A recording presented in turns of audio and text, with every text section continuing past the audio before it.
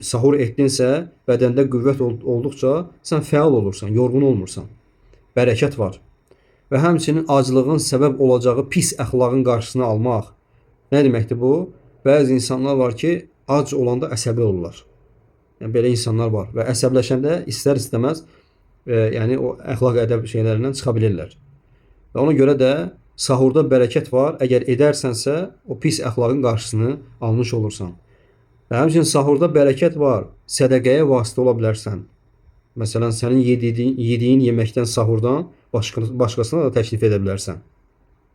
Və həmçinin sahurda bərəkət var. Cəmaatla bir yerdə yemək sünnətdir, müstəhəb əməldir və s. Sahur etməyin hikməti isə, qardaşlar, alimlər iki hikmət qeyd edirlər ki, onlardan birincisi ibadətə yardım edir. İbadətə yardım etməsidir. Yəni gün boyu, məsələn, bəzi vaxtlarda olur ki, oruc ibadəti saatlarla davam edir. Məsələn, 10 saat, elə yer var 12 saat, elə yer var 18 saat hətta davam edən yerlər var.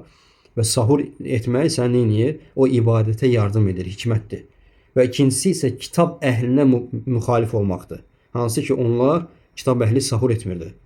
Müslimin rəvayət etdiyi hədisdə Amr ibn Aslan gəlir ki, radiyallahu anhudan, Allah Nəbisi sallallahu aleyhi ve sellem buyurur ki, faslu ma beyne siyamina və siyam əhl kitab əklətus sahur və yaxud da ki, əklətus səhər.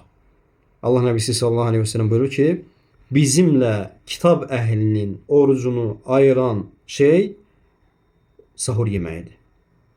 Yəni onlar sahur etməzdilər. Müsəlmanlara isə Allah Taala'nın rəhmətidir ki, bizlərə nə edib? Sahur nemətini verir.